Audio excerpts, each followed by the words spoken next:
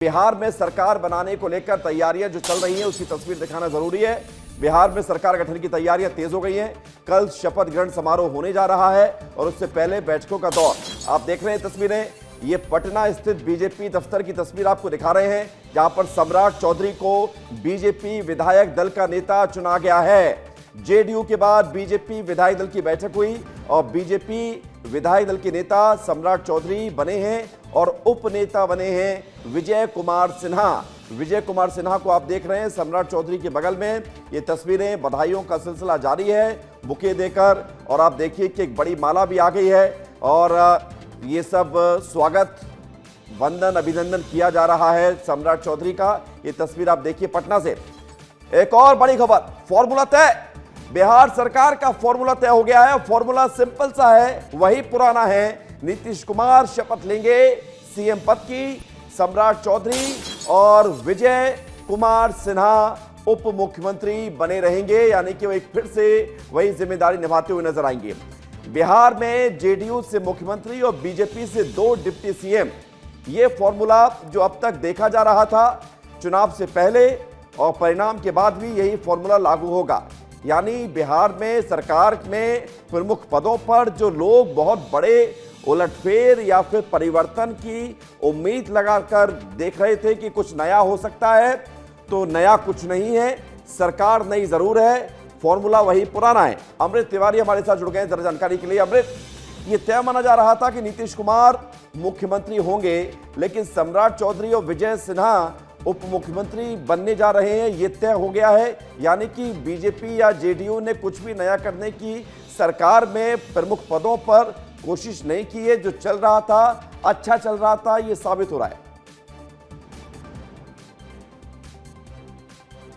विवेक, देखिए, एनडीए में जो है एक पहले से एक सहमति जरूर बनी थी कि दरअसल जिस स्मूथनेस के साथ पिछले कार्यकाल रहा है उसी के साथ आगे चलाया जाए, क्योंकि इस बार मैंडेट पहले से ज़्यादा मिला है और वादे भी काफ़ी गंभीर पहले से ज़्यादा किए जा चुके हैं। तो सरकार के सामने भी, जो नवगठित सरकार होगी उसके सामने चुनौतियाँ भी काफ़ी ज़्यादा होंगी। अभी तक तो चुनाव के दौरान स्पष्टता नहीं हो पा रही थी कि कौन सा मंत्रालय किसके खाते में जाएगा, लेकिन अब धीरे धीरे बादल छटने लगे हैं और ये साफ होने लगी तस्वीर कि जो गवर्नेंस का मॉडल है वो पुराने तरीके से होगा। वही सारे महारथी होंगे जो पहले की सरकार में थे।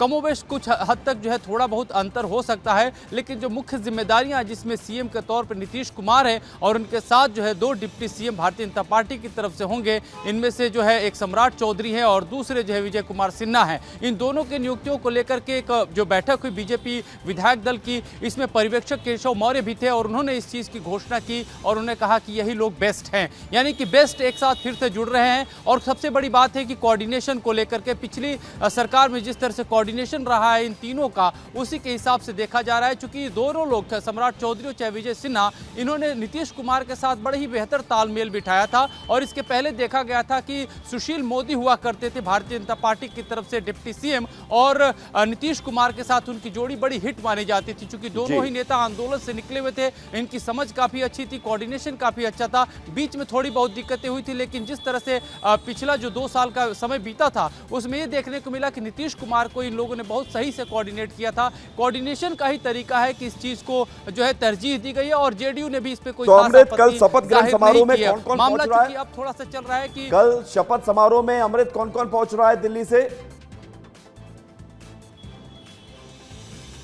विवेक, देखिए, शपथ ग्रहण समारोह को बहुत ही मेगा स्तर पर मनाने की तैयारी चल रही है और इस शपथ ग्रहण समारोह में खुद प्रधानमंत्री नरेंद्र मोदी के भी जाने की बात है, क्योंकि दरअसल पिछले दिनों इसी बात को लेकर के, डेट को लेकर के इसलिए टाल मटोल चल रहा था क्योंकि पीएमओ की तरफ से समय निर्धारण को लेकर के दिक्कतें पेश आ रही थी। लेकिन ये माना जा रहा है कि 20 तारीख को जब सारी चीज़ें स्पष्ट हो गई थी कि प्रधानमंत्री मोदी भी जा सकते हैं, तभी जो है शपथ का समय जो है वो तय किया गया। अब से चूंकि 3:30 बजे एनडीए की विधायक दल की बैठक होनी है और 3:30 बजे जो है एक औपचारिक ऐलान होगा कि नीतीश कुमार जो है हमारे मुख्यमंत्री होंगे। और आज बैठकों का जो दौर चल रहा है थोड़ा और लंबा भी चलेगा, क्योंकि बहुत सारे ऐसे मंत्री पद है कि किसे कौन दिया जाए, कौन। अच्छा, ये बात आपने अमृत छेड़ दी है, जल्दी से मुझे इस पर एक रिएक्शन आपका चाहिए।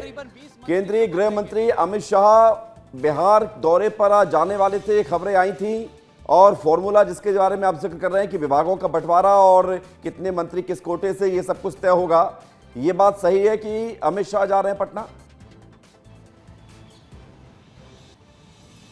देखिए, अभी इसकी पुष्टि नहीं हो पाई है, लेकिन ये तय है जब कल एक बड़ी ही हाई प्रोफाइल मीटिंग हुई चार्टर्ड विमान से तुरंत फौरी तौर पे बुलाया गया था बिहार के जो है जेडीयू के शीर्ष नेताओं को, जिसमें ललन सिंह भी थे और संजय झा थे। उस दौरान जो है बैठक में ये बात तय हुई थी कि 6 विधायकों पे 1 मंत्री बनेंगे और यह फॉर्मूला लगभग जो है वो तय माना गया था। कुछ चीज़ों को लेकर के दिक्कतें ज़रूर है, जिसमें विधानसभा अध्यक्ष बीजेपी अपने कोटे से चाहती है, जबकि ये कहा जा रहा है कि जेडीयू चाहती है कि नरेंद्र यादव को जो है विधानसभा अध्यक्ष पद दिया जाए। भारतीय जनता पार्टी भी अपने कोटे से जो है वो विधानसभा अध्यक्ष बनाना चाहती है। प्रेम कुमार को लेकर के चर्चा काफी तेज है, लेकिन ये कौन बनेगा विधानसभा अध्यक्ष। लेकिन बड़ी बात यह है कि इतनी फुल मेजोरिटी के साथ सरकार आई है कि कहीं कोई संकट है नहीं है। सम्राट चौधरी क्या कह रहे हैं, सुनाते हैं आपको। पार्टी को बहुत धन्यवाद देता हूं, पार्टी ने इतना बड़ा दायित्व दिया। लगातार पार्टी के द्वारा दायित्व दिया गया जिससे बिहार का विकास किया जाए। हाँ, लगातार। तो सम्राट चौधरी पार्टी को धन्यवाद दे रहे थे। सम्राट चौधरी ने कहा है कि पार्टी को धन्यवाद जिन्होंने इतनी बड़ी जिम्मेदारी दी है।